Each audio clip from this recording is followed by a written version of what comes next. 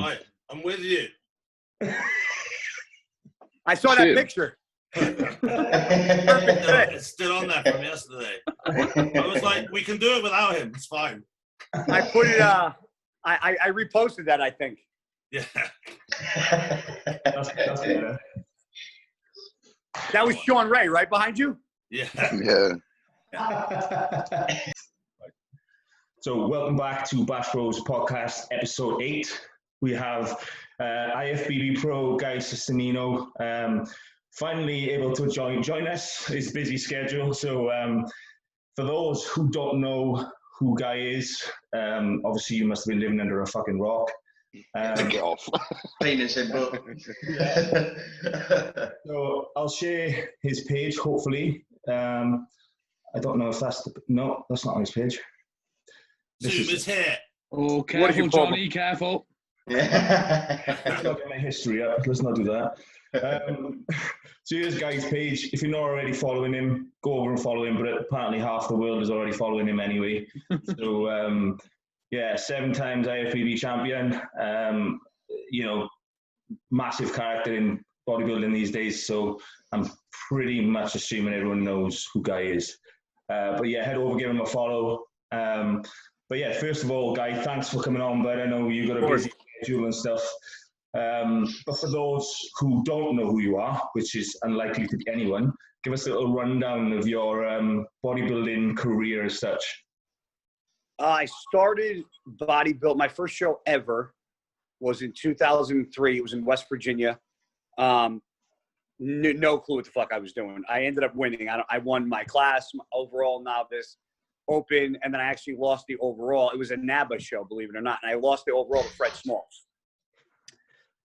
who's an Ifbb Pro.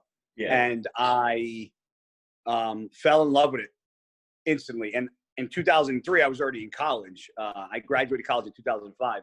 So I got like hooked into bodybuilding at a weird time because I was bodybuilding in the summer and I did a show, but like right after the show, a week later, I had to report to football camp.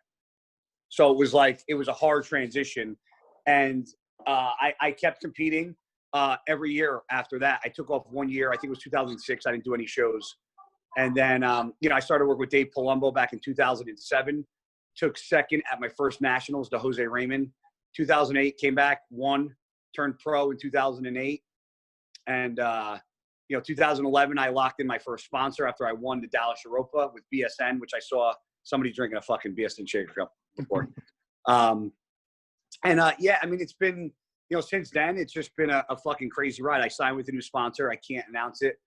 They're announcing it this week. I've been keeping on the DL. I had a lot of people send me products. A lot of companies reach out, which was cool because when I left my old company, the last company, I thought, fuck, like I'm 38. Like, I don't know if anybody wants this old man anymore. And I was shocked with how many companies fucking called me and got my number and reached out. I was blown away. So I had to do what was best for me and decide on a brand, and I did. So I'm excited for the announcement. I can't say anything, unfortunately, until it's said. I don't know when they're going to announce it. They said this week. And yeah, man, so it's just been a crazy ride. I won 7 shows. Never really thought I'd even be a pro, let alone fucking win shows, be on the Olympia stage. And, last year was a rough year because I came back from double shoulder surgery. And I competed 5 times, but it took me 5 times to kind of figure out the formula because I was 2 years off from the shoulder surgery. So we ended up figuring out the formula the last show in Canada and ended up winning and qualifying for this fucking Olympia if it's even going to happen this year. Right. So what's the plan going forward for you now? Would it be the Olympia or are you going to? Yeah. Yeah? That's it. Yeah. Yep. Even with your endless list of issues at the moment, Problem is, if I don't have issues, my life wouldn't seem normal. It's like that, is it? I function off of fucking stress and drama and bullshit because it's like I don't know anything else. I think some people are just that way inclined, aren't they? I think. You're speaking my fucking language. This is music to my ears. We're having young guys come on here all the time telling me how they're fucking fine, how they wake up in the morning. I wish I'd fucking died in the night most mornings. It's the reason why a lot of the young kids don't have pain is because a lot of the young kids train like fucking pussies. Oh, blah, blah, blah. I'm not calling anybody out on here. I'm just saying in general. I got broken back already, so. I'm already offended. That was early. I haven't even started. Fuck off. How? Really? I mean, I know I train hard, so I don't get it. It has changed colour since we mentioned it. It's crazy. That's my blood pressure. I mean, I train with a lot of fucking people, man. And the only person there's two people that fucking always humble me when I train. Branch and Charles Glass. Those two guys, I just fucking, every time I train, I'm like, fuck, this is going to suck.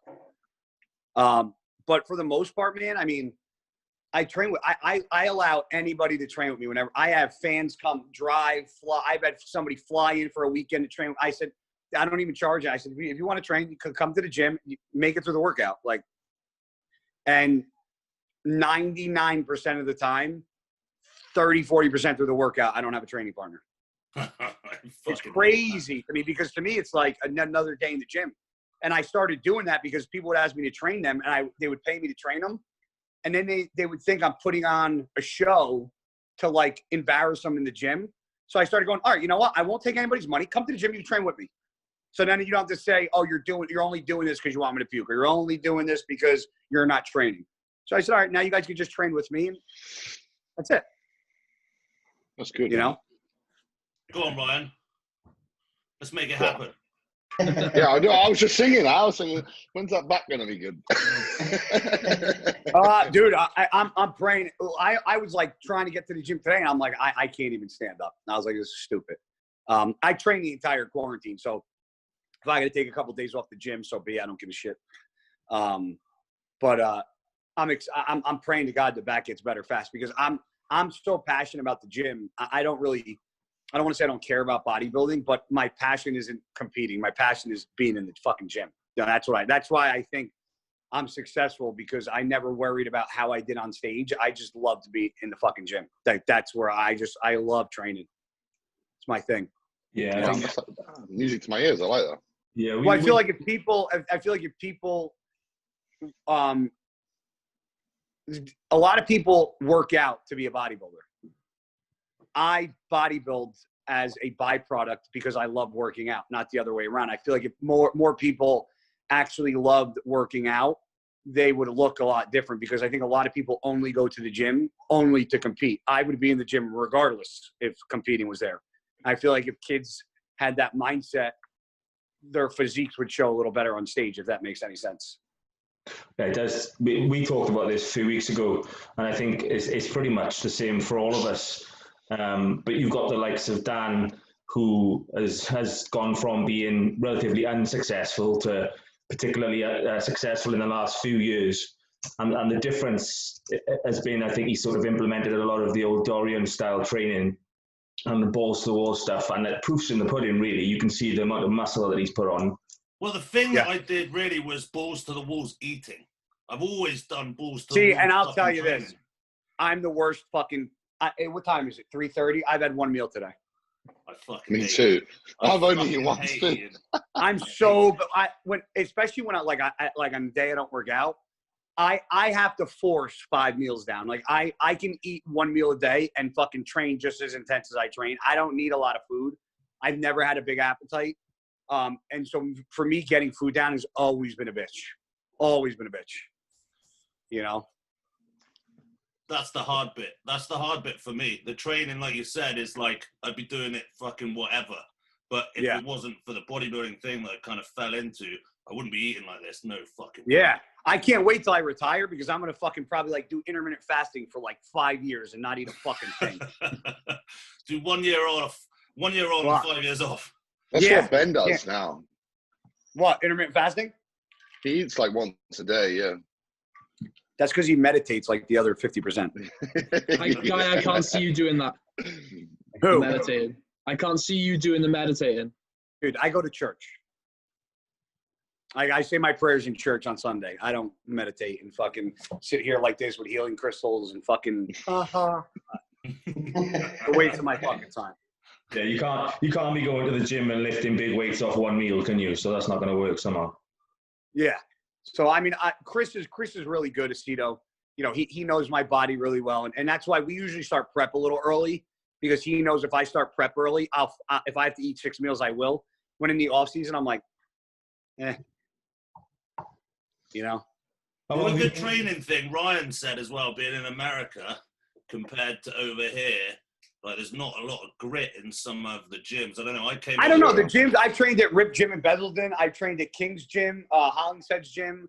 I trained at another bodybuilder's gym. He was a pro African-American black guy. I can't remember his name. He was pretty big.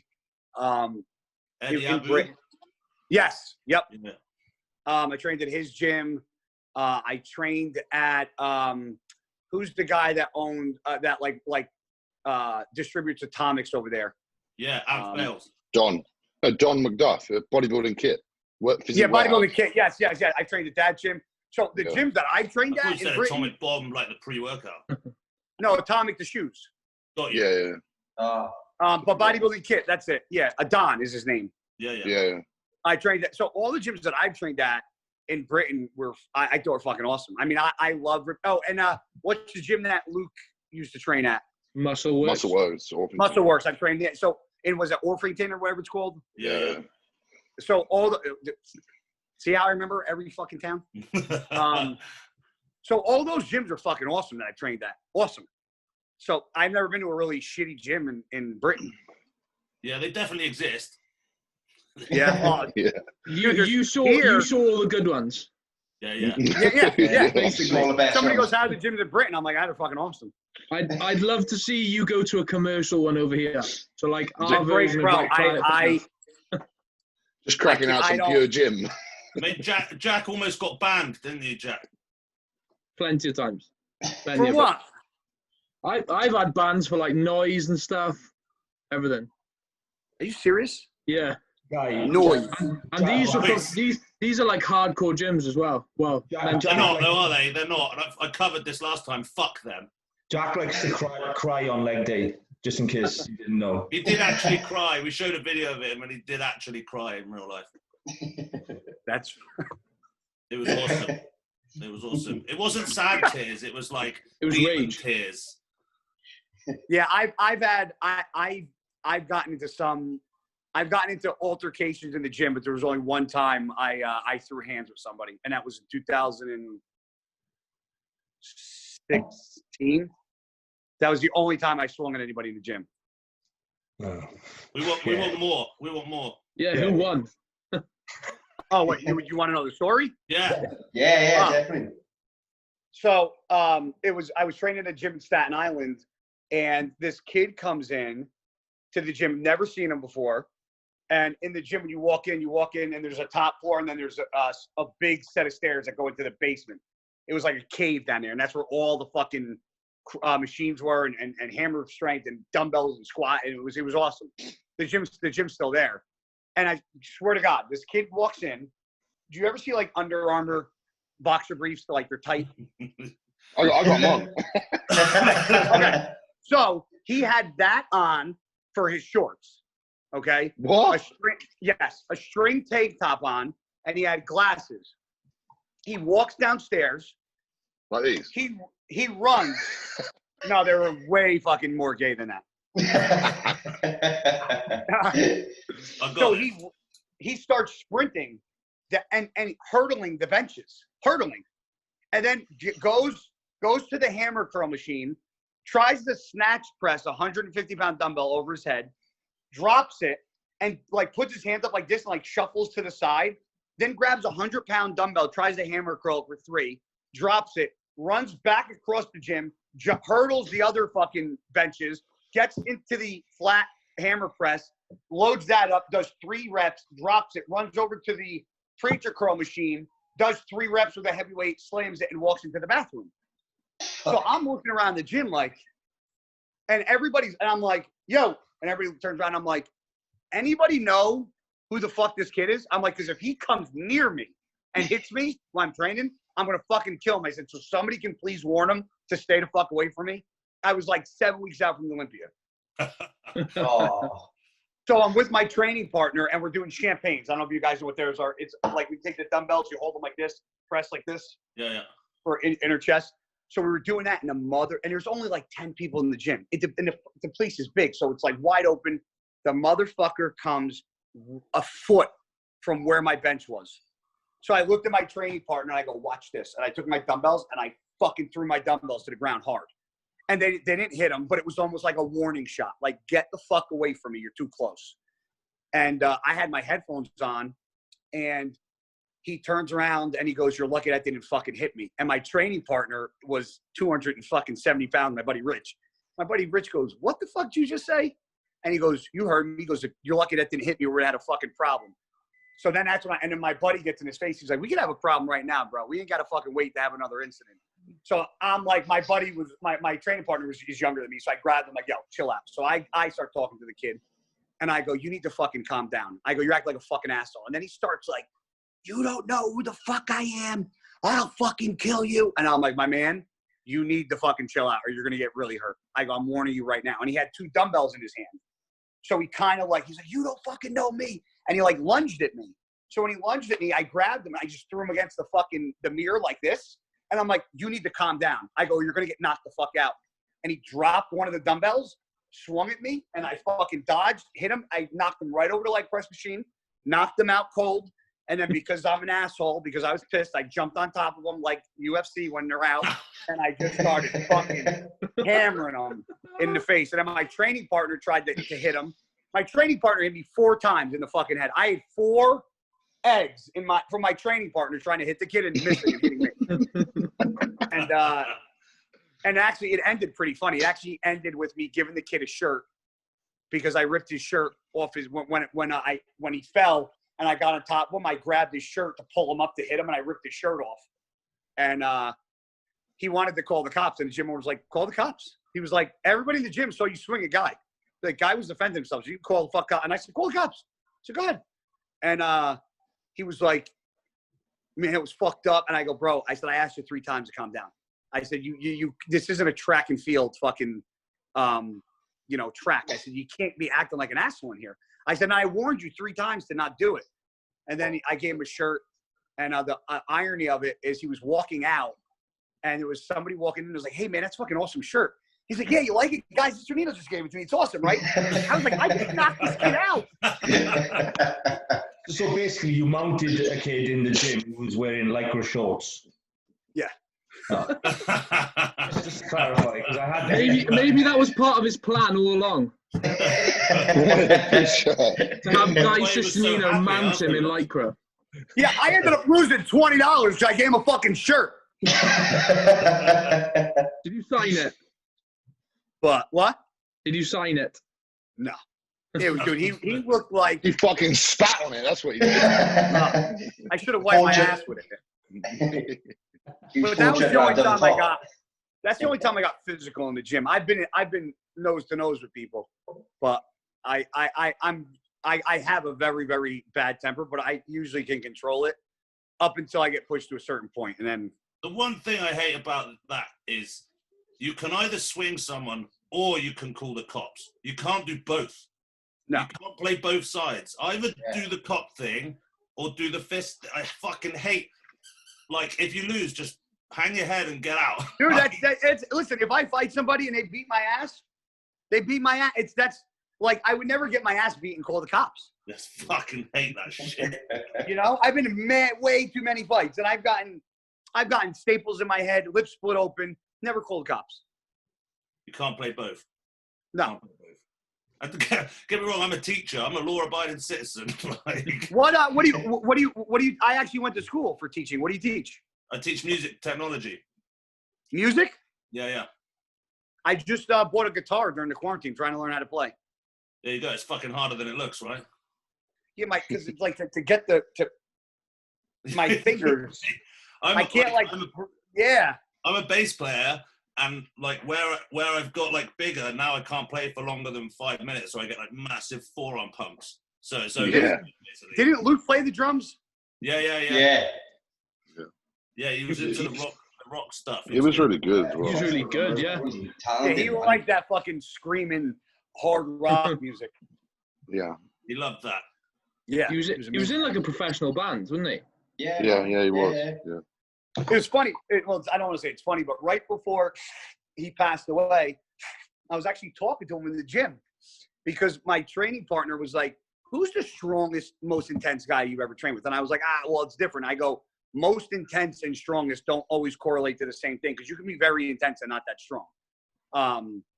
And I said, most intense, hands down, is Branch Warren. I go, strongest? I go, Luke Sandow. I go, that motherfucker can grab weight that people would scream bloody murder trying to lift for one, and he'll just be like, yeah.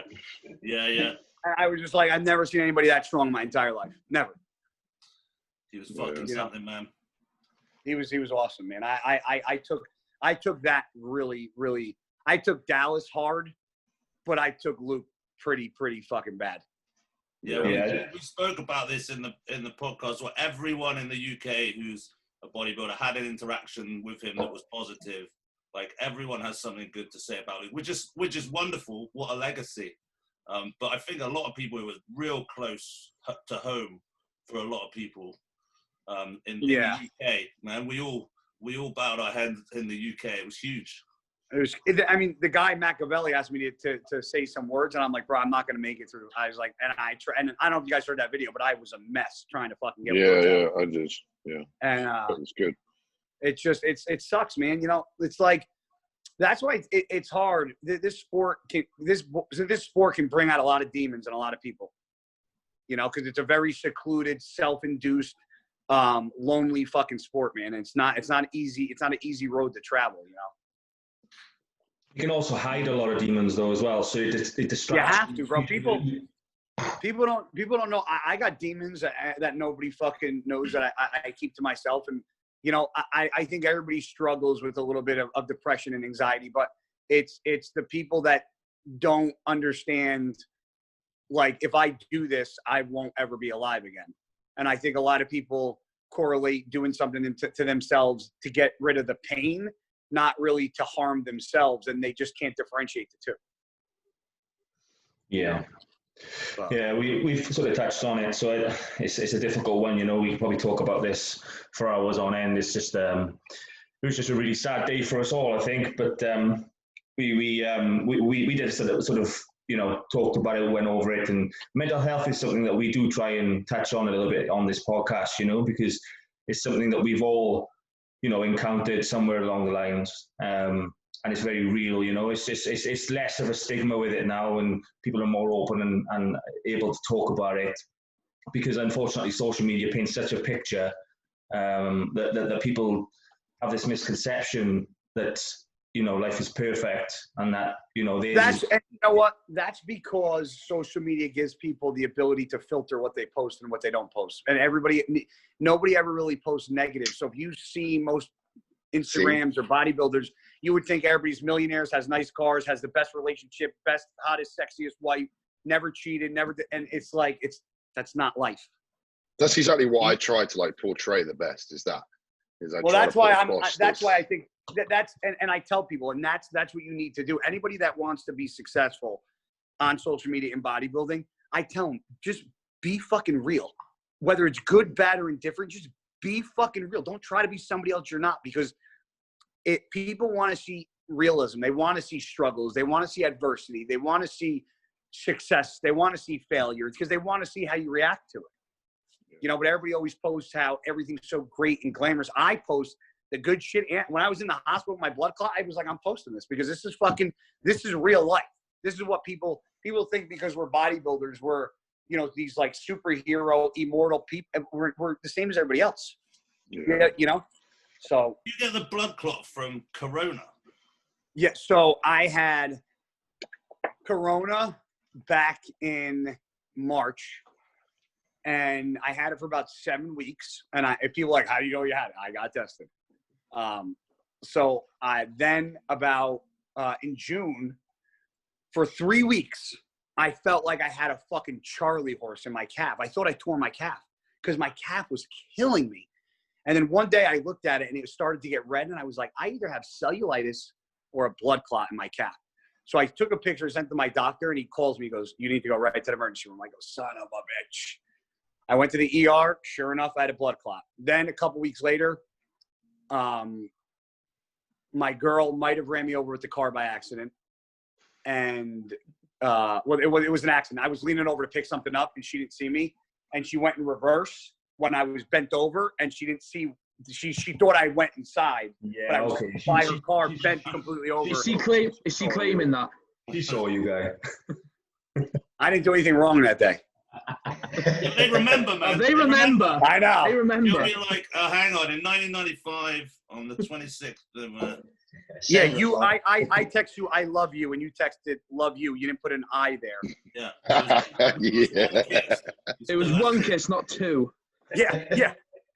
So when she caught my ankle, I went down and I grabbed her side view mirror of her BMW and pulled it and broke it right off. And I was screaming to stop. So she stopped, but when she stopped in reverse, she literally stopped on my foot. I couldn't get my foot out. So then she had to go forward. I got my foot out. Then I drove to the ER. The doctor thought I broke. You see the picture, I have a picture of my hand. My hand was the size of a catcher's mitt. And the doctor goes, I don't know how you didn't break anything. I go, because I have the best, worst luck you've ever seen. Meaning I always have bad shit happen to me, but it's always like bad, but like the best case scenario of the bad. And then I was in the gym 2 weeks ago, threw my back out on Monday, and I was supposed to train legs or quads on Wednesday, skipped quads, and I was like, I'll do them on Friday, try to give my back some reprieve. Ended up training quads on Friday, and there was I don't know if you guys even know what this machine is. There's like a leg press machine that doesn't really come down like this. It almost comes like this kind of motion. Yeah, it was the Cybex one. Well, yes. Squat press. Yeah. And behind it, it's almost like two dip bars that you pick up. Yeah. So I stood up after doing that, and I lost my balance a little bit, and I stepped back with all my might to catch myself, and my fucking left calf went right into the back of the handle, and my fucking calf exploded like somebody put an air pump in it. And I was like, I tore my calf. I go, son of a fucking bitch, I can't believe I just tore my calf. Because it was huge. And I iced it. I took Epsom salt bath, iced it, and it was not getting better. And it was every morning when I got up, it was stiff. Like I couldn't even stretch my foot. Went to the ER. What's today? I went to the ER on Thursday. I had fucking cellulitis so now I have cellulitis in my left calf, blood clot in my right, had corona, threw out my back, can't smell or taste. Fuck, I can't tell the difference between pussy and dog shit. So that's my life since March. Fuck, man. And he's still fighting to go to the Olympia. I know. Credit. You still, if you wake up every day, I say, I mean, you still got another fucking, you still got more in the tank. It's like, I'm injured, I'm sore, I'm hurting. It's very admirable. I think that's a big thing about you yourself, isn't it? It's like there's a lot of things that have popped up with, and a lot of people would have given up by now, but it's good, man. No point to give up if you're passionate about something. You only live once, and the time we live here, like we saw with Luke and Dallas, is, can be very, very short-lived. So, there's no reason why to not, listen, I'm not saying, hey, come here. My dog's crying. You can't find me. There's a difference. Like, I never considered myself a great bodybuilder. I just enjoyed working out. I never thought that I was but Mom, I'm doing a podcast, so keep it down, please. That's what happens when you move home for a week. The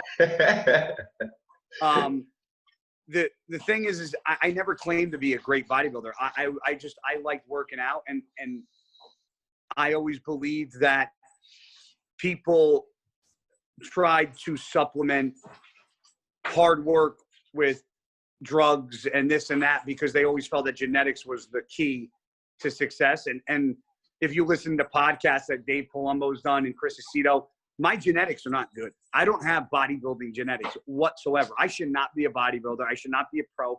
I shouldn't probably beat 90% of the people that I fucking beat on stage. And people think that I come across like I think I'm a cocky, great bodybuilder. And I don't think I'm a great bodybuilder. I just know that I'll outwork 99.99% of everybody because there's always that 1%, 0.1% of people that are trying to outwork you. So I never say I'm the hardest worker because I always have that in the back of my mind that somebody's always working harder. But my whole passion has been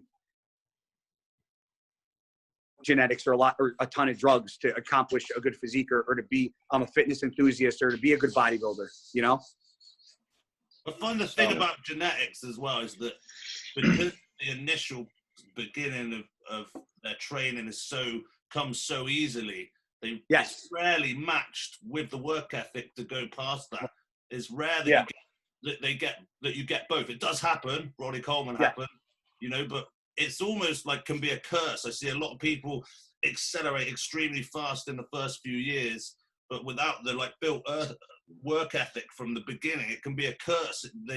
They seem to plateau. It's much later than you would see from someone else, but it's rare that the two come together. It's like you never appreciate something if it's a gift to you, you know. If you get, rather than working for it, if you save up the money to go and get it, you appreciate it much more. If I had good genetics, if I had like Phil's genetics or somebody, just for like a year, I would be fucking Mr. What? You're laughing because you gave me shitty fucking genetics, man? Get it on the screen. Get it on the podcast. You guys there? Hey, Mom. Hey. Hey, Mom. What can I say? Hey. She's got stories about me, boy. So I think I'm on her on the next podcast. That would be a good series afterwards. We could just get everyone's mums on. Yeah, part twos. Part twos are every don't podcast. go stealing my fucking ideas now. Well, I wanted to ask, because I saw a post about what you thought was your best showing, but was probably your worst placing. And there was the Korea show. Yeah, those fucking idiots. So, there was a certain judge there who's no longer a judge, and when I say idiots, I refer to him. Okay. He's no longer a part of the Ifbb, and I hated that motherfucker more than anybody. So Well, it sounds like it was reciprocal. yeah. So, but yeah, that was probably one of the. There was a couple of shows that I think were my absolute best package, and I actually remember sending another judge a picture in my room before prejudging, and he goes, "How'd you place?" And I go, "Last." He goes, "What?" I go, "Yeah," because that was the year I beat David Henry at the O. I beat Hidetada at the O. That was and then a week later went to Korea, and they put every motherfucker in front of me. You got to learn to be a good loser to be a great champion. I've said it a million times. Yeah, I'm used to losing, so it's okay. I haven't done the winning bit yet. Right, so we'll go to the questions. My question that I've had, which is actually from a guy who's letting me use his private facility at the moment. So, because the gyms here are still closed. Yeah, here too. But they just opened for personal training. But I've been, knock on wood, my gym owners by me, you know, they know what I do for a living, and they know that I'm preparing for the Olympia, so they allowed me to train. But so that's awesome. So that's cool. You have somebody like that. His question was ultimately regarding joints and health. You know, joint health. He's suffering with severe joint pain. So he wanted to know what your routine was in terms of taking care of your joints. I don't know what he does or takes. I mean, I take glucosamine, chondroitin, fish oil, but I'll be honest with you. The number one thing that I do for my joints is I always warm up, and I'm a avid believer in physical therapy. Like, I get physical therapy done twice a week. I get my back adjusted. They work on my shoulders. They make sure my internal and external rotation are good. They check. They do my knees, my back, my elbow, because I tell everybody, you can't just go to like physical therapy when you're injured. You have to go for maintenance, because if you go every time you're injured, you're not really helping yourself. The point is to not get injured. So you have to consistently get that stuff done to not get injured. So I'm coming from the guy who's fucking got a back brace on and shit. But yeah, so that's what I would say. I would find like a good chiropractor. I mean, I've been to Britain. I've had massages and gotten adjusted, and like ART, cupping, dry needling. There's so many different things you can do for joints, but warming up, and also people are going to think I'm crazy, but if you guys see me, you very rarely see me in a tank top or shorts. I'm an avid believer. If the more you're covered up in a gym and the warmer you can keep your joints, the better they feel. That's why, I mean, listen, I'm in a hoodie because I like to stay covered up, but I also am in a hoodie because I like to keep my body warm, and the warmer I am, the better my joints feel. Yeah, I agree. I actually left the gym once because for that very reason, they didn't have heating or air conditioning, and in the winter it was like being out in just training in the open. You know, that's like a perfect storm for a disaster to tear something. Yeah, you do warm ups and then you're cold already by the time you get into your working set. Yeah, you know? yeah. Right. So, did anyone else have questions for Guy? Yeah. I got a few. Oh, go on, Ray. Go on, you go first, Ray. I got one that's just on about like DOMs and over the years of training. Do you still get like a lot of muscle soreness, or how's that affected you personally? Delayed onset muscle soreness. I get sore. Not as much as I used to, which is crazy because I still train like a fucking animal. But it's some body parts get a lot more sore than others. Like my legs, my quads are always killing me after I train them for days. My arms, because they're so big, that's a joke. They're small. They never really get sore. My shoulders will get sore. My back, depending upon what I do, will get sore. But my chest. So, but yeah, I'm chest and quads too. I only get that. Yeah, chest and quads are like my two main ones. Like my shoulders, arms, and back, I very rarely am like, oh, my arms are fucking killing me. Yeah. Maybe if I start using like Synthol or something, I'll get better results. Yeah. Have you ever tried site enhancement? No, bro, I'm such a pussy. I would never put a needle anywhere around there. No, like this is almost like I couldn't do that. A lot of the pros. Like I've hit a nerve trying just like an insulin needle. That's bad. That was bad enough. So yeah, that put me off. But I know guys that have that have given themselves shots in their biceps, their triceps, their traps, their rhomboids, their fucking calves. I'm like, nope. No part. And I'm a pussy. I will not do that. It's just like a misconception. I think a lot of the guys at amateur level think that the pros are utilizing the SEOs a little bit more, you know, because You want to know why? Because they don't want to fucking put in the work. Yeah, no, I get it. But the thing is you see that a lot of the pros will have like a lagging body part, and they're able to specifically target that part and bring it up much more efficiently than a lot of other guys.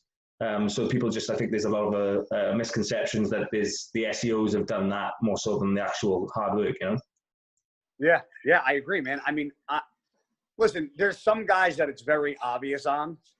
Now, when you say site injection, you're talking about like enhanced Synthol and that shit. You're not talking about like putting test in an area. Or is that what you're talking about? No, like obviously you've got your Synthol, or you've got your hyaluronic acid, which is the more common one now, isn't it? Yep. So I've never tried any of that stuff. I mean, and most of the stuff that I use, it goes in my lats, shoulder, and glutes. Those are the spots where I go. I don't go anywhere else. But the lats, I have to have somebody else do. I can't get my lat myself. So the thing about it is everyone going on about, the pros, they're doing this or whatever. They're just fucking better than you. This is the thing that fucks me off so much. I mean, they must be listen, doing this. There are pros that take heavy amounts of stuff, but they're for the majority. You guys there? Oh, there we go. Yeah, a buddy called me. I had to send him a voicemail. For majority of it, like the average for me, the average amount of like test is like 500 to 600.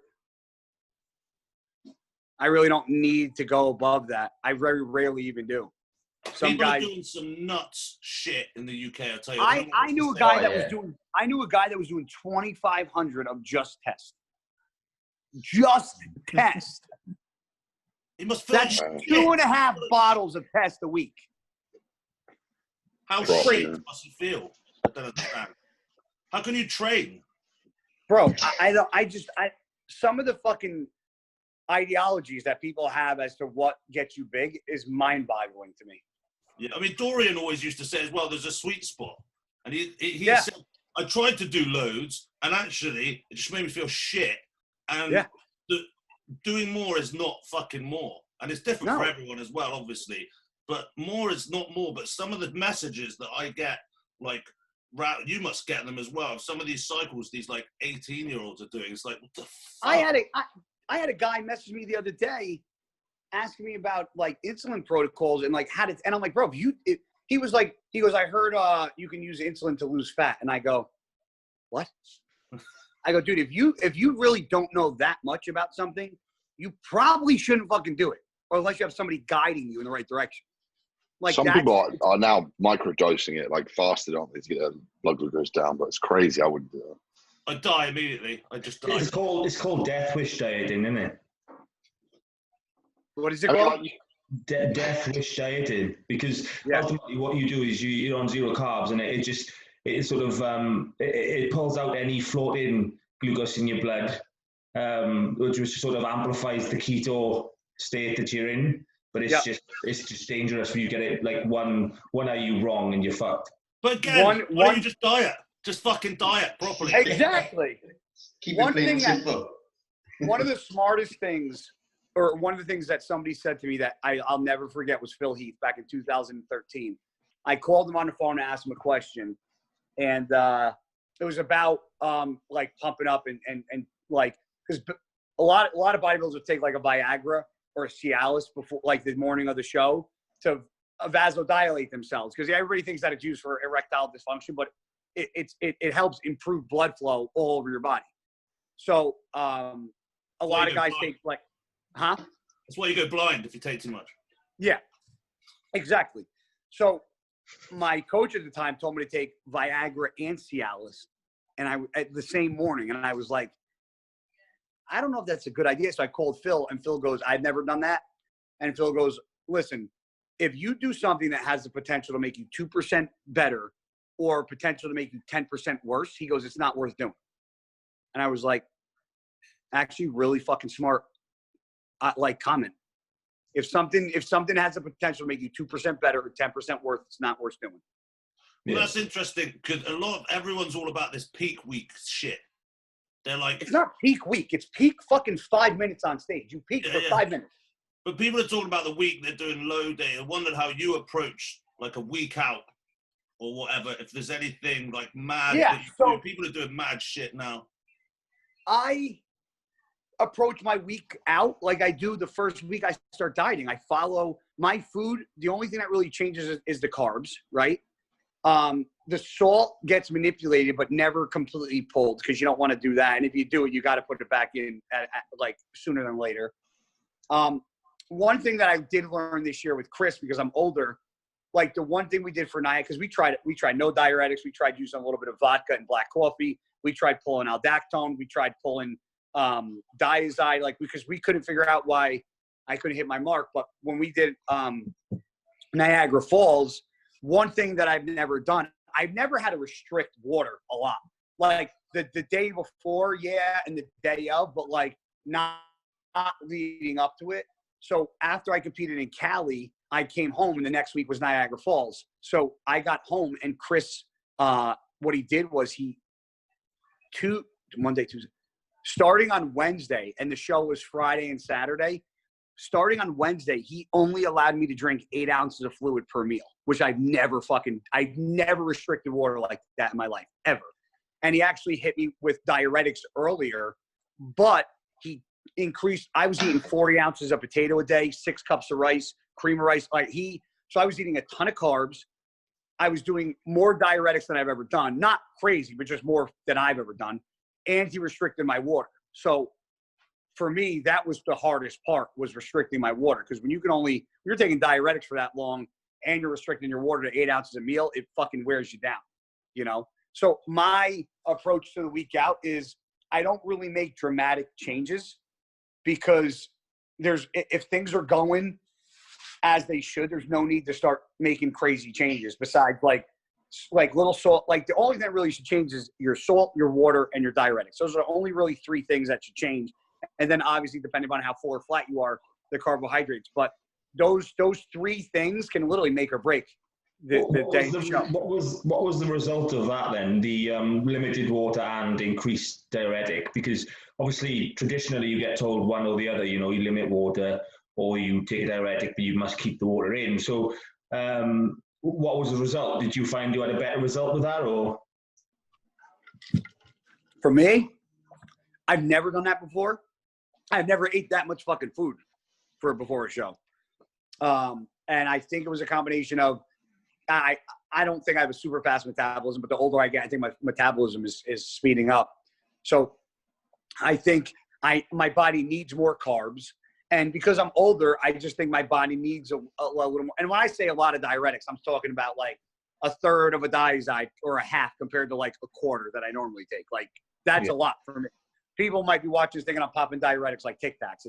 It's not what's a lot for me might not be a lot for you. You know what I'm saying? So for me, a lot is like one full diazide's a lot. Like not at once, but like spread out. Like if I had to take one full diazide total for a show, like that was an absurd amount for me. So if you're limited in fluid, then the carb uptake is going to be less, hence the increased amount of carbs that you're putting in. So that's what I thought. But with Chris, he limited my water and jacked my carbs through the fucking roof.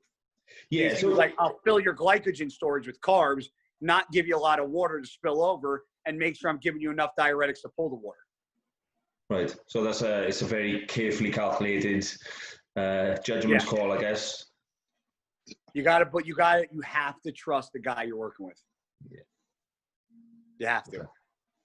So, any other questions, gents? Yeah, touching on that subject of like obviously using cycling and stuff. Someone did ask me how often would you take, or how often would you check your blood checks? So I get my blood checked regularly, probably every couple months. Yeah. The one thing that I always do keep an eye on is my hemoglobin levels, because I think that's very important. That a lot of people, I have a tester at my house. I check my hemoglobin because I have naturally high hemoglobin that runs in my family. I believe my mom is the one that has high hemoglobin, right? Damn you, genetics. So I check my hemoglobin. Well, there's no toilet paper because I tried to wipe my ass and I had to use tissues because there's no toilet paper. Well, I had to poop in my butt and I couldn't wipe my ass. Did you use the curtains again? Huh? Did you use the curtains to wipe your ass? I used one of her fucking towels. And so what I was saying is, yeah. So I'm trying to think how to explain it. Ask the question again. I want to make sure I'm answering it the right way. So how often do you get blood checks when on cycle? So the doctor I go to checks it probably every 3 to 4 months, minimum every 6 months. My hemoglobin I check consistently because that's a big determining factor for me. If my hemoglobin's like 18 or 19, I know my blood panel is going to be shit and I got to back certain things. Like certain things rocket my fucking hemoglobin through the roof, you know? And now more so than ever, because last year when I was getting ready for Chicago, I took a pain med because I threw my back out. And the pain med that I took, I never took before. And I ended up like overdosing on it by accident because I didn't know. And it was called Ultram. And I ended up throwing up and shitting blood. The day I left for Chicago was the first show I competed in this year. I threw up twice the morning I left my house for the airport, 4 times on the way to the airport, once on the plane, once when I landed in Chicago, and I didn't know what was wrong with me. And finally, I figured out I was taking the pain med, and I Googled the side effects, and black and tarry stool and vomit. And I was throwing up so much that I cut my esophagus, and I was puking fucking blood up. So when I went back home after the show, I was training on a Monday, and I was training legs. First time in my life, I couldn't make it through my own workout. I was huffing and puffing, and I was like, it must be from all the food Chris gave me after the show. Because Chris was giving me burgers and muffins and fries, and I was like, so the next day I went to go donate blood, and they checked my blood, and the lady was like, stay here for a second. And I was like, so our supervisor came over, checked my blood, and they're like, your hemoglobin is almost under 9. They were like, if you go any lower, you're going to get a blood transfusion. So they put me on iron meds. The Ultram, because I must have given me like a kind of like a a temporary ulcer because my stool was pitch black, which means you have blood in your stool. So that actually tore my stomach up to a point where it brought my hemoglobin from 17 to a 9, which is why if you go back to that show, I couldn't catch my breath on stage because when your hemoglobin's too high or too low, you act the same. Breathe heavy. You can't catch your breath. You turn red in the face. And so the doctor's like, if it gets any lower, you're going to get a blood transfusion. Luckily, I was able to catch that. So now I keep a heavy eye on my hemoglobin. So to summarize, if you genetically have predispositions, then you should get your blood work done more frequently than Absolutely. I mean, listen, if you want to be safe, get it done every 6 months. If you have high hemoglobin, you should probably get it done every 3 to 4. But I would definitely invest in a hemoglobin tester from a doctor. I mean, I had to have a doctor order. I tried to order it on Amazon. You need like a license to buy it. So I had my doctor friend order it for me. But yeah, if you have high hemoglobin, I definitely would keep an eye on it. And if you're running insulin, you need to keep an eye on it. Ultram is tramadol in the UK for anyone. Yes, the same thing. Say Ultram, tramadol, same. Yep. So what happened was the doctor wrote the script, and on the script that he wrote, it said 100 mgs every 4 to 6 hours. Then I dropped the prescription off. The pharmacy called me and said they don't make it in 100. It only comes in 50. So when I got the bottle back from the pharmacy, it said 1 pill, which was 50 milligrams, every 4 to 6 hours. On the script that I got, it said 100 mgs every 4 to 6 hours. So I went off what the doctor wrote me. So I was popping 2 every 4 to 6 hours, not 1. So I overdosed it myself by accident. You must have been fucking wasted. Bro, it wasn't even, I didn't even feel wasted. I felt just sick to my stomach. I couldn't stop throwing up. Yeah, because tramadol's like they still give that out a lot over here. And actually, I'll never take that again. When my back goes, I do take, but that is an outrageous amount. I must have taken the one day. 4 to 6, I probably took 8 pills. Yeah, which is 1.6 grams, isn't it? Yeah, that's double the maximum dose. And there you have it, folks. With no Percocet, oxycodone. No, totally different. Because that's Oxy, what they gave me for my back now, they gave me 15 milligrams oxycodone HCl. Everybody's like, be careful. I'm like, I don't have an addictive personality. I've never been addicted to anything in my life, so I don't get addicted to shit. Apart from the gym and beers. Yeah, pretty much. That's about What it. is Percocet? Is that oxy or no? Percocet is 5 milligrams of oxy and 25 milligrams or 35 milligrams of Tylenol. Oh. Well, Percocet didn't shit for me. A lot of people die from that, don't they? Overdose on those. Yeah. Like the oxy is the same thing. The first day I got them, I took one at like 10 o'clock at night when I filled the prescription. No, I've never taken oxys a day in my life. Then I went to bed that same night. So I took one at like 10 p.m., 10:30. Went to bed at like 1 in the morning. I was like, I'll pop another one because it said on the bottle you can take up to 4 a day. I was like, I'll take one so I could sleep through the night. I woke up in the morning. I was fucking pouring sweat. I threw up. I had like the shakes. My heart was racing. I go, how do people get addicted to this?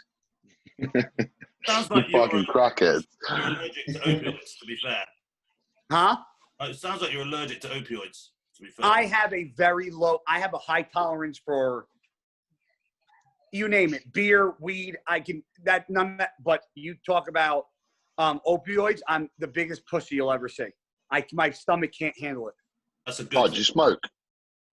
Huh? Do you smoke here or no? That's my answer.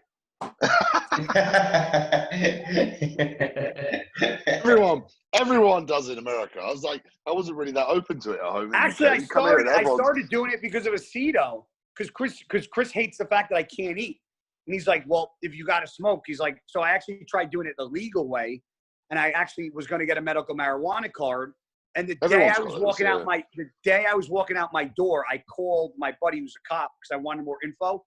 Come to find out, in the state of New Jersey, if you get a medical marijuana card, they can legally take your FID, which is your firearms ID card, and all your guns. You're not allowed to have a gun here in Florida if you've got a medical marijuana card. Same thing in Jersey. So I was like, oh, I'll just keep doing it the way I do it. Joint in one hand, gun in the other. Yeah. Crazy. Yeah. I'll be honest. I used to be totally against weed. Like, I had a girlfriend that smoked all the time, and I fucking every night, and I used to we used to get in screaming matches. I thought it was so disgusting, and now I'm like, yeah, geez, see me now. On a more serious like point though, like, do you think there is? I know obviously everyone does it, but do you actually think it's more of just like a thing, or do you think there's actually like benefits for bodybuilding? I do it for two reasons: to eat, and I do it to help me sleep because I have I sleep horribly. I have a horrible time sleeping. I was at one point to sleep during pre-contest. I was up to 3 milligrams of Xanax a night just to go to bed. Okay. Oh. That's Whoa. that or 40 mgs of Valium. That's what it took to put me to bed. Yeah, so like those things I have a high tolerance for, but the opioids I just I stopped taking all the stuff before bed because a little bit of a weed helps me sleep through the night with no problem. So I do it for the benefits, not just because I want to get high. Yeah. I thought Xanax, I might be really wrong. I thought it was like there's other bad benefits for bodybuilding, like muscle contractions and stuff like that, like electrolyte uptake shit fucks up stuff like that as well. I didn't take it every day. But if I went a couple of days where I got like 4 hours of sleep, 3 hours of sleep, then like on the one night I'm like, fuck it, I'm going. I need to sleep 8 hours. Yeah. I think we should change the subject. So we're talking about prescription drugs a lot. I don't even take paracetamol. I'm like largely, against the use of prescription drugs where I can help it. But it's awful. It's awful. It's only because I've had experience with people who've become addicted to it and how damaging that can be to your health. Far more damaging than anything you can take in bodybuilding. If you have an addictive personality and you know it, you have no business bodybuilding for one, because if you bodybuild and you have an addictive personality, that means you'll never come off, which is awful. And you should never take those kind of prescription pills because, like, my mom's friend actually called me and we were talking on the phone. It was because I answered the house phone and I told her I was on him, and she's known me since I was a kid, and she goes, "Oh, she's like, you'll be fine with that." She's like, "You don't have an addictive personality." And so it's like, I know I can take oxys for a month if I had to for my back, and I could stop the next day because that's the kind of person I am. That shit nothing controls me like that. Yeah. Yeah. So, questions. Does anybody have any more questions for Guy? Guy, are you still selling your merchandise, your clothing, and how's that doing? Yeah, great. I mean, the COVID I thought it was going to slow it down, but it really didn't. I mean, my website does pretty well with the clothing.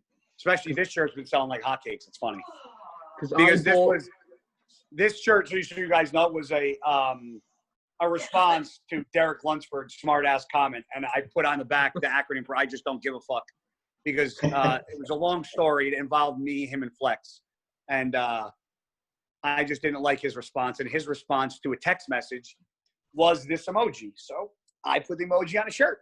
Like it. Should we dig down a rabbit hole? I just don't give a fuck on the back. So I have IJDGAF on the back of my shirt. I just don't give a fuck. Do we get to ask a little bit more about that particular situation? It was just, Derek's a good kid, great bodybuilder. Everybody's like, we always pick on Derek, but he kind of sets himself up sometimes. But it was during the pandemic or right before it? He did an interview, and he kind of said in the interview, somebody goes, "Oh, well, it's going to be exciting that Flex is no longer in the 212, and Kamal won it last year, so it's going to be pretty." Don't cough during my podcast. Get out of here. Love you, Mom.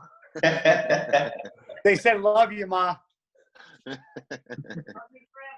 Fuck out of here. What? You want to get down on camera? You want to get? My mom called me a fucking twat.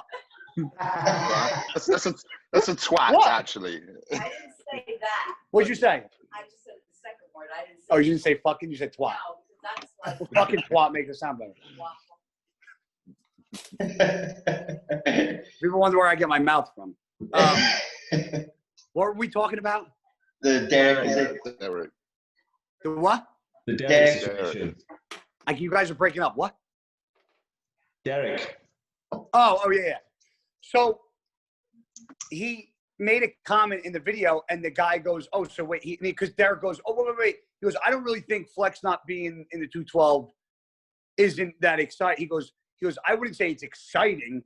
He was like, and the guy goes, "What do you mean it's not exciting?" He goes, "Do you think that Flex isn't in 212 now because he's scared to compete against you?" And Derek went, and then Flex reached out to him and texted him. And in his text message response to Flex, one of the things he posted was this fucking emoji. And I was on the phone with Flex, and I go, "You know what?" I go, "The most disrespectful part of that text," I go, "was that fucking emoji." I go, "Because that's like a fuck you emoji. I go, "That's like the I just don't give a fuck emoji." And I go, "You know what?" I said, "I'll take care of it, Flex." I said, "I got you." So I came out with the shirt, and I sent Flex and Sean Caridi a shirt. And listen, I like Derek. I think Derek's a great kid. I think he has potential to be Mr. Olympia. He's got some of the craziest genetics I've ever seen. I just think he's immature and just needs to be put in his place once in a while. That's that. I think, like, I love Flex and I get on with him really well. And, like, I get on with Derek really well too. But, like, I'm trying to step out of the whole argument because I'm friends with both of them. But you just can't disrespect Flex in any way at all. I talked to Derek I could never say a bad word about Flex ever, like anything. You know what I mean? No. I just No. And me and Flex is one of my best friends. I was in his wedding. We talk every fucking day. Half the time I FaceTime him at night. He's in bed I'm FaceTiming him and Allie, like while they're laying in bed. So Flex is one of the he's like a brother to me. Like there's certain, like him, Jose. There's guys, Sean Roden. I'm the godfather of Sean's kid. I'm very close with a lot of guys. And Derek's ate dinner at this table. But I have respect for Derek. I don't think he's a bad kid. I talked to him after his first Olympia, and I told him at his first Olympia, I said, "I thought you were skinny. I thought you looked stringy. You looked washed out. You looked like no pump, not full." And I told him that on the phone. And then he, I don't know what happened last year, but I thought he was going to blow the doors off of people last year. And he brought a physique that I thought was actually worse than the previous year. So I hope he gets it back. Is he working with the same guy? Yeah, he's still with JB. Yeah. Maybe. Yeah. So I'm hoping. Listen, if they pull it off, listen. At some point throughout his career, the guy's going to win the Olympia. So if people want to say I don't like Derek, I disrespect him, the fact that I'm saying he'll be Mr. Olympia one day in the 212 is enough respect that I don't need to say anything else. It's like most of the shit that I say about Derek. It's like I throw jabs at him and try to stir the pot and get people talking because the sport is really boring. But at the end of the day, I give Derek a show off my back. Yeah, he's incredible. Like just to train with him. When I trained with him maybe 5 days ago or something, it's just like to see that his muscle just hangs off of him. Like it's just crazy, isn't it? Like he's got some of the crazy I'm just like, God, man, I'm too old. These kids are too young and they're too big. He's got crazy back. He's got great fucking legs. He's got a good chest. He's got good arms. His arms could use a little more peak. But overall, he's a very impressive. The only other person that impresses me more than Derek as far as genetic goes is Hottie. Nobody impresses me more than that guy. He's the most impressive bodybuilder right now, in my opinion, to date that competes in Ifbb. What is your weight sit at the moment? Hottie Chupin. Right now? Well, I've been, ever since a blood clot, I've been off everything. So it's been about 8 weeks. I'm about 215 on a good day. Before I was 231 before I stopped and, all the shit happened with the corona and the blood clot. And I was actually at my heaviest when I had the corona because I was not leaving my house. I was eating and training. That's all I did every day. And then once the blood clot happened and then the car accident, getting hit by the car happened, and then the cellulitis and throwing out my back. It's just been one thing after another. Is that the heaviest in your career or just recent? 242 is the heaviest I've ever got to. When will you start for the Olympia now, though? If you've obviously been off for a I'll start. So next week I'll do I'll start back up, and I'll probably do a off-season blast for about 10 weeks, and then I will that'll put me at about 14 week out from the Olympia, and then I'll go right into prep. So Dan, do you that's how I've always done. Got any questions, bud? I didn't receive any questions because Nobody likes me. no one likes me. Basically, so you failed on being associated with this Burns victim looking cunt over here. Wait, why? Wait, Burn. Why? What happened? No, it didn't really. It's genetics again. No, Why did you say Burn? Guy, me, victim? Dan. basically, He's Archie Burns. I've got rosacea, and people say I look like a Burns victim. So I just thought I'd wear it, basically, rather than try and fight it, get offended. I thought, fine, I'll fucking have it. Melted face McNabb, they'll call me. Really? Welcome to the UK. We're not nice to each other. We're not nice. Yeah. Like, I tried to tell the Americans that, but no one believes yeah, me. like if you see someone who's like your mate, like in like the US, you'd be like, oh, my brother, whatever. You'd be like, oh, this fucking thick cunt. You guys use cunt like bro. Oh yeah. Yeah, And we just hate each other. That's our thing. But we I actually, remember Luke's one liner used to be, and he's like, are you mental? He always used to ask me if I'm mental. I'm like, Luke, what? Are you mental? the accent's perfect. Mental and cunt. I was like, You're almost Welsh there, not quite the Yeah. same. That was a good Welsh accent. That was. You've been talking to Flex too much. That was a good Welsh accent. Yeah. oh, well, I can't read a text from Flex without reading it in his fucking voice.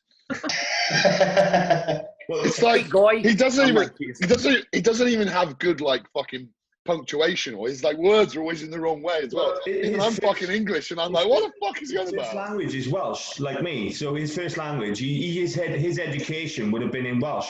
So English is a second language to Flex. Yes. Like legit, I didn't realize Yeah. that. I thought you'd learn English at school. Yeah, but do you know how like in other schools where you can learn like French? In my school, the same as Flex. English was Flex actually told me like he gave me some phrases to text to his brother in Welsh. Yeah.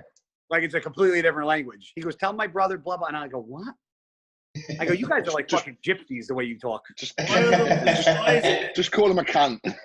I can't, yeah, that is, you guys, Britain and Australia, you drops the cunt. Like I was talking to Tony Doherty, and he goes, yeah, he's like, yeah, the promoter of the Australian. He's like, yeah, he's like, you know, it's like if somebody's grandmother passed away and like they really cared about it, they'd be like, oh, it's so sad that bloody cunt passed away. I'm like, what? I go, you say that in the States about somebody's grandmother, you get fucking shot. Yeah, so in Australia, they use the word like sick cunt. Like cunt is like a good person. Like in the UK, it's not a good person. We just fucking hate everyone. It's still you guys just say it. Just say it. I know it's 50-50 over here. Like you can use cunt in two ways. You can be like, you mad cunt, or you can be like, you're a fucking cunt. So it's yeah, but see, every time he said the word cunt, he had a smile on his face. Yeah, there we go. Yeah, like over here, if someone came and like talked to you and was like, hey man, like, you know, like, oh, like, I think you're really great or whatever, I'd be like, fucking hell is this fucking weirdo?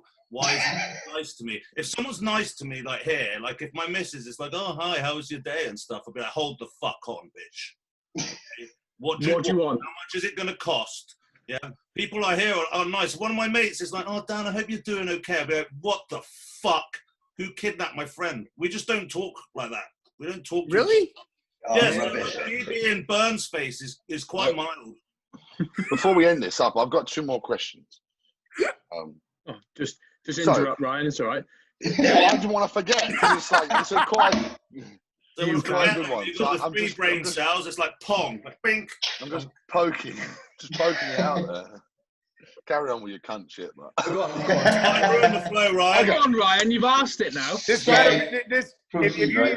you need a teaser for this podcast, this cunt section is definitely the one to put out. We need a cunt button. Yeah. Beep, censor it. Question one is obviously like, especially in bodybuilding now, there's so many different ways like to do this and build muscle and lose fat and all these sort of different ways to train, all sort of shit. I assume it was kind of similar when you first started and all over your career, but what made you either realize or think that like you wanted to stick to your way and not like try all these other different ways of fucking hypertrophy this and fucking, you know what I mean? Like just like get your tunnel vision in one way and not try all these different other paths. Well, my background is football. I played football for 15 years. I know Dan was saying he's a teacher. I went to school to teach history. That was my goal, to be a history. I have a history degree. Yeah, see, I'm not as stupid as everybody thinks. Well, they just say that about me as well. Not just the Burns face. They think I'm stupid too. Don't worry, it gets worse. Yeah, when people find out I actually have an education, they're like, "You went to school?" I'm like, "Yeah, you fucking cunt." Yes, guys. So, I have always been passionate for the gym, and I always watched guys like Branch coming up. And one thing that Branch, I mean Branch talk all the time. And I heard Branch say, he was actually being interviewed right next to me, and somebody asked him about his training method and why he trains the way he does. And they were like, you get a lot of heat for the way you train. So can you explain why it is you train that way? And I didn't think he was going to be able to explain it because he doesn't have the best form and he knows it. And he goes, the point of bodybuilding and working out, he goes, is to feel the muscle contract and put as much blood in that muscle as possible. He goes, so if I'm doing a bent over dumbbell row, right? A one-arm dumbbell row. He goes, I don't care how it fucking looks. He's like, if I feel it in my back when I'm doing it and I feel the pump and I feel the blood, he goes, I don't give a fuck what it looks like. He goes, because for me, I'm trying to get as much blood in that muscle as physically possible. He goes, and I don't give a fuck how it looks. So that made me think, like, you know what? That works for Branch. And I tried, I worked with Neil Hill and did Y3T, and then you got FST7 and you have MI40 and you have blah, blah, blah. And for me, like, I don't, and that's one thing, and I'm not saying Ben is wrong. I don't put science behind my training. I put what I know works based on trial and error. Now, am I saying training heavy all the time and squatting 600 pounds for reps and 405 on bench and 170-pound dumbbells? Am I saying that doesn't take a toll on you? No, I'm not. I'm not saying that you have to train that heavy all the time. But for me, for having subpar genetics, I had to train that way, heavy, hard for reps. And I stick to the basics because that's what works. When I started doing like all these crazy acronym training methods, like I was losing size and losing muscle. Like nobody flat benches anymore because they don't want to hurt their shoulder. Everybody does Smith machine, hammer. Nobody likes doing heavy dumbbells because they want to injure. They go slow, or they're going to do negatives because they just don't want to press the heavy weight. But for me, pressing the heavy weight, you're going to look at somebody's physique like Branch, that gnarly, grainy, hard Kai Green. And then you look at guys that don't train as heavy, and I'm not going to mention them, and they have a very pretty physique. They don't have that gnarly graininess to them. And I can tell by people's physiques how they train. Yeah. I've tried it. I've tried different methods, and nothing works better than basic pyramid sets, increasing the weight as you go along, and the last set try to go to failure on every exercise. That's what I do. So Guy, I'm going to pull a page up now, and do you think this guy trains that way? I'll show you now.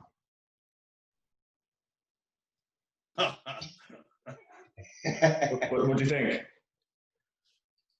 I don't know who that is, but he got a pretty crazy fucking physique. Yeah, it's me. That's the Burns victim. Why are you black and blue right there? Is that cupping? I've got no skin pigment, basically. So you're like white. Yeah, I'm like the palest motherfucker going. So I bruise from pumps sometimes. Dude, you wait. Hold on. You're not a pro yet? No, I'm not a pro yet. It's so much harder in the UK though, Guy. You have to remember this. Yeah, that was the universe. Yeah, that was the universe this year. That's you doing the side chest? Yeah. You look fucking incredible, man. Oh, thank you very much. So we're saying I definitely lift heavy. Yeah. I mean, I don't know if you do, but I can I don't know if you do or not. Dan, I don't know how heavy you train, but if somebody show me that physique and go, did his physique resemble somebody that trains hard? I'd be like, absolutely. Yeah, he does. He lifts heavy. That's definitely my thing. I train with Leroy Davis. Well, Ryan has as well, who trained Dorian Yates or trained with Dorian Yates on all the Blood and Guts DVDs and stuff like that. So he's a friend of ours, and train with Amp Bales, who I'm sure you know. Amp Bales, I watch him training with that guy. Come on, Bales! Yeah. So that's like that's my shit. Which is. You ever train with that guy? Huh? Yeah, that's our shit. You ever train with his with Amp Bales' coach or whoever that is? Yeah. Leroy, that's who we're talking about. Yeah. Is he like is he as crazy as he seems? Yep. 100%. Yeah. Like I hear him in the videos, I'm like, oh my god, like he fucking is. Like I don't know how this guy's a voice. Have you like ever done a set of leg press where you're like about to throw up and die, and then like he's shouting, you just get like goosebumps because it's like so fucking mesmerizing the way he's shouting. You're like, fuck yeah, I've got 20 more. That's crazy. Sometimes he doesn't have stuff to say. At one time he was like, God damn, you chicken destroyer. And I was like, what does that even mean? Yeah, more. What do you say, chicken destroyer? Yeah, chicken destroyer. I was like, I don't understand anymore. I just sent, just so you guys know, I just sent Sean Roden, just tried to FaceTime me. I just sent him the voicemail. We can officially say Guy chose us over Sean Roden. There you go. or when he shouts to you, like, he's like, slab on slab. I'm like, yeah. There's a video of me on his Instagram throwing up out of Ultimate Fitness onto Simon Fan's car. It's fucking hilarious. It was like 3 years ago. Send it to me. Direct message it to me. I want to see it. So I wanted to ask as well, because I'm a little bit younger than you, but I'm definitely like old. How old are you? I'm 36. I just turned 36 this month. So yeah, I'm 38. So like, Dan, where's your balloons? Those are It was Ryan's birthday since then, but he has kept the balloons up for about 3 weeks. I mean, I know when you're 12, obviously it's more important, your birthday and stuff. But we get a bit older, you know, we don't even get balloons. But I just wondered. No, but when you hit our age, you got like 1 foot in a banana peel, 1 in a casket. You don't really need to fucking. Yeah. That's where my display. How old are you? I just turned 23. Cunt. Wait, what? Yeah, I just turned 23. Are you fucking serious? His face. No, yeah. I need to fucking retire. I can't do this shit no more. How old are you? I don't know everybody's names yet. So Jack is 11. I'm 26. I'm 32. Jack. Wait, who's who now? Which one's Jack? The one that was. Yeah, 26. Yeah, you're 26. Yeah. Dan, you're 36. Yeah, I'm 36. Keep going. Somebody else talk. I'm 32. And I on the thing there were so many names I didn't know who was who. You won't be able to say that name. Yeah, you won't be able to say my name. I'm 29. Try saying. And I'm 23. Even though I look 40, and you're 20. 23. How do you grow a head that big, that young? I mean, did it he's like a fucking pit bull. Yeah, I know. I just imagine his mum like just broke in half like an egg. Oh yeah. Yeah. No, legit. Like, right. I was born 11 pound too. I fell out at home in my house where they lived. 9 pound of head. 9 pounds. Yeah. Put a hole in the floor. This fucking He looks like cranium fucking just ripped it Stewie open. from Family Guy. That big ass head. Yeah. You fell out. What was your mum doing? Like jogging or something like that? Jumping on a trampoline. I was actually born at home in the house that they live in now. It's pretty cool. Really? Yeah. Yeah. So Dan, finish your question, bro. Oh Yeah, you got another question, Dan. Basically, for people like me that are a little bit older, like I still think I've got something left in the tank. I think I started a bit later, which I think is kind of like distance traveled rather than age. Like I'm not fucked yet. But just any advice for the older gentleman that still wants to progress? You know what I'm saying? Yes. You have to understand and accept the fact everybody's fucking calling me. Jesus Christ. You have to understand that there's one thing you can't control, and that will always win, and that's father time. And what I've been doing is I've been still training my heavy and doing my thing, but I also have been able to be conscious of the fact where I'm like, okay, if you do it for this weight or this reps, you're going to be in pain. So but like I have to mentally tell myself, the older you get, you do have to kind of change your training methods a little bit and adapt to the time traveled with your body. You know, it's almost like a race car. You can only go around the track so many times, so you have to pit and change the tires and fucking put gas in the tank and take a sip of water. It's like, you know, after a while, I think a lot of the problems, because I saw it the past couple of years, is, you know, time comes and you know, you get older and you don't want it to affect you. So you almost increase the intensity to make up for the fact that you're not as young as you used to. And that's where the injuries and shit starts happening. So the older people that I train, I'm like, listen, you can still train heavy, but you have to adapt to the fact that you're older and maybe not do some of the crazy shit you used to do.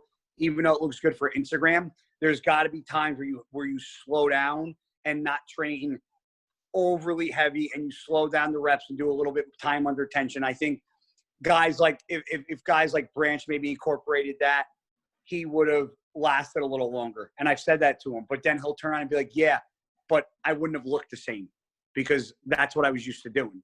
So I think us as bodybuilders, we get in our head that our method works and that's the only method that'll work.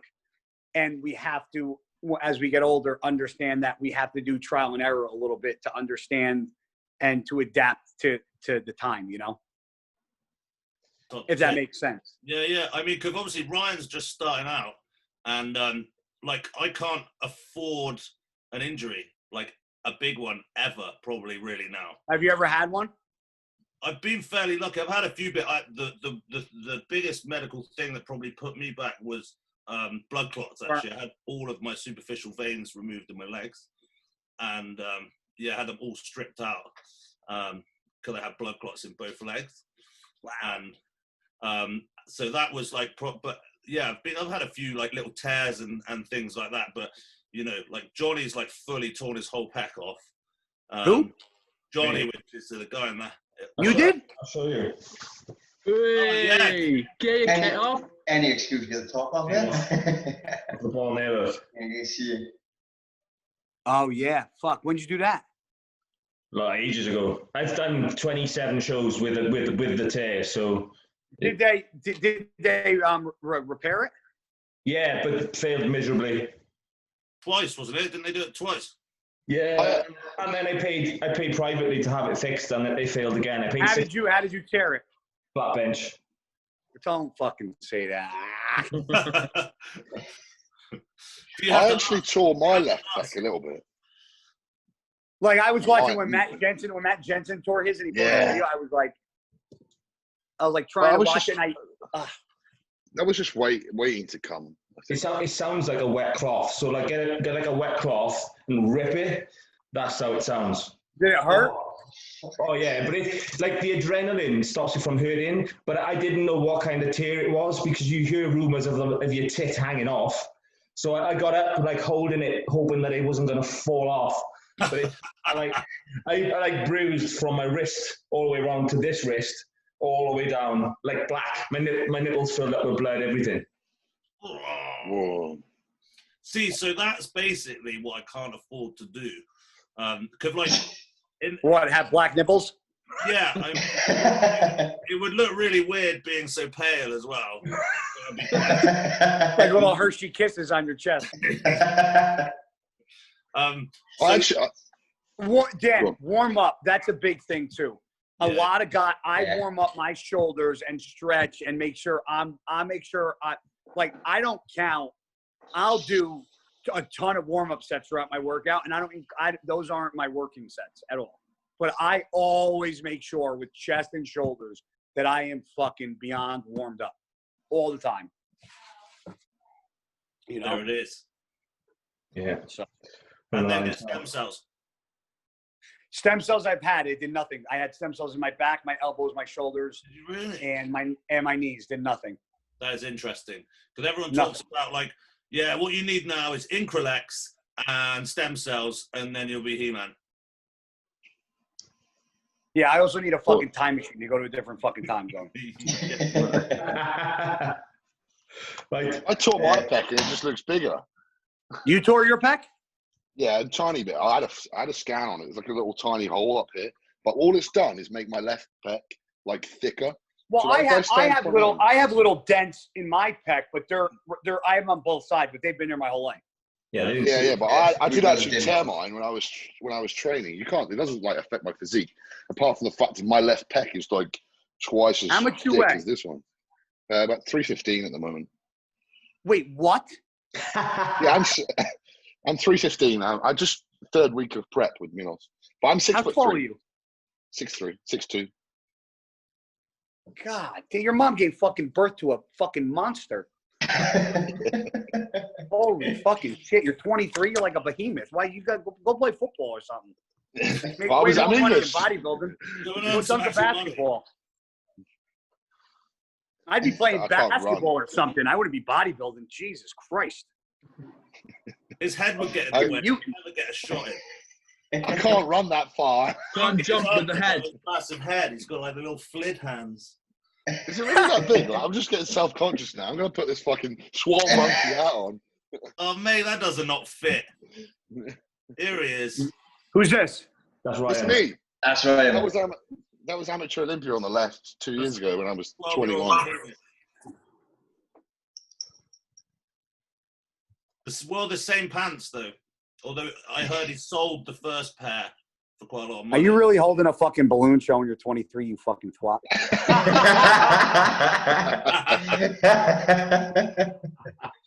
You were good, man. This is the balloon, bro. This is the balloon. It's the same one.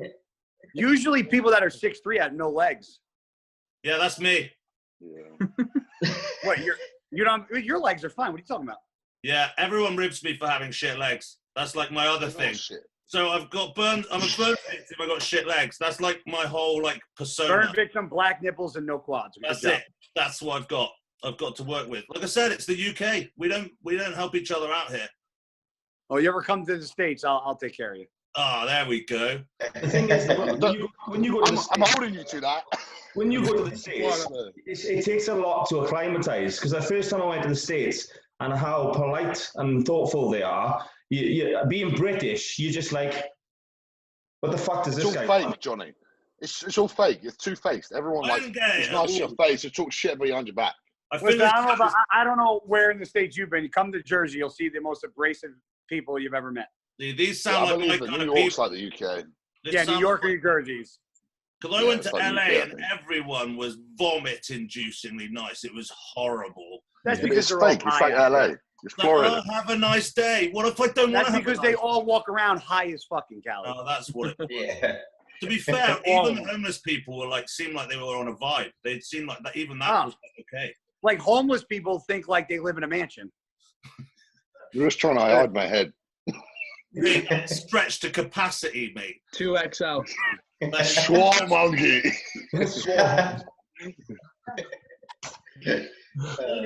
On that bombshell. There it is. On the bombshell. Fucking bombshell. Wait, I got one more question, I think. Yeah, go ahead. You did. So it's just in terms of like not drugs, but like in terms of competing over the years. Is there?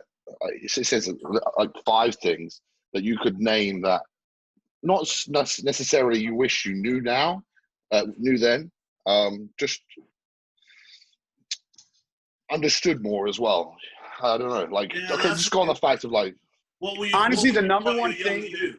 The number one thing is I think it's very hard to understand the difference between being fat or flat or full. A lot of people, like when your coach asks you, well, are you flat or you're full? I think a lot of people don't understand what flat and full means. You know what I'm saying? I think a lot of people, because like a lot of times back in the day, my coach wasn't there and be like, well, how do you think you look? Do you think you look flat? Do you think you look full? And I'm like, Yeah, I I did don't the know. same too. that wish I understood more of the PED side of things, because I think earlier on, when you get coaches that might necessarily not know as much, or you use coaches that aren't as seasoned, they tell you to do things that are very, very ridiculous, and you kind of put your health at risk because you listen to somebody that doesn't really know what they're talking about. So that would, the one thing would be number one, the PED thing would be number two, but it would be more so the fact that I would have hired a better coach from the beginning and not just work with anybody. Number three, I would probably learn to tone it down in the gym when I know I have to, when instead of, when I'm aching and sore, this or that, and I know I need to pull back, a lot of times I don't pull back, I push forward, which doesn't really correlate to the best thing. Number four would probably be that the most anabolic thing we put in the body isn't a PED, it's actually food. And food plays more of a role than anything that I think people fail to realize. And the fifth thing is that I think I tried rushing being an amateur. And I didn't really enjoy the ride as much. I think you need to learn to be a great loser to be kind of a good champion. And I think that takes time. So those things would probably be the top five. That's what Dan says. Dan's whole ethos is go and lose, which is quite ironic that you said that. Yeah. Go and lose. You'll be humbled. Yeah. It teaches you more. Yeah. 100%. Well, That was if you're always winning, you're in the wrong show, right? Unless you're Mr. Olympia. Yeah. Yeah. Or you're 11 times Mr. Wales, wasn't it? So, okay, here's another one. What about, like, for me or someone? I try to be myself with everyone I meet. I always try to bring, like, my personality to everyone that I try and, like, network with in this kind of sport. That's why I feel like, for my age, I feel like I know I'm close with a lot of top people, and I'm really proud of that, to be honest. But is there anything you could suggest that would help, like, just networking in bodybuilding? Because I feel like everyone fucking knows who you are, and, like, I haven't ever heard a bad word about you, to be honest. So I don't know who the fuck you're talking to. You know what? Like, don't be afraid to reach out to the pros like Kai or Phil, or like, you'd be pretty surprised how, the way to network is to get to know the guys and because in the grand scheme of things, everybody wants to grow their following because that's what social media is now. That's what everybody determines success, right? So you have guys like Cutler and CT Fletcher and Michael Hearn, like, they all follow me, right? And I really don't know. Huh? Me too. But if they do, that's awesome. That's what you want. Yeah, dude. Yeah. And the way to do that is to message those guys, constantly leave comments. For me, Machiavelli was a big thing. I had a lot of pages start promoting me just because of how I trained and the words that I said. And I think a lot of people don't really look for hardcore training videos. They look for real life motivational speeches, which I think go a long way on social media. And I think because I'm very good with my words and how I speak and how I talk in videos and this and that, I think people enjoy that more than they do the training side of things. And I see that. So it's kind of like one of the things where if you want to grow and grow your brand, you kind of got to stay in your lane and know what you bring to the table. Because once you try to go out of your lane and do something that isn't you're like a one-arm waitress. You don't bring anything to the fucking table. You know what I'm saying? Yeah, of course. I like that saying. I completely agree, actually. Yeah. Yeah, but you can't agree. I'm fucking 15 years older than you, idiot. Fuck off. I'm going to come up there, don't you worry. I don't think you'll fit in my house. His head won't. You see Ryan leaving Guy's house with a free T-shirt now. Bloody no. Two black eyes. Not signed. Everyone will know how that went then. Right. Well, I won't keep you all day, Guy. I know you're a busy man. I'll let you get back to Sean Warden because obviously we're more important than him. But thanks for coming on, buddy. I mean, anytime, guys. I'm happy to come back anytime you guys need me.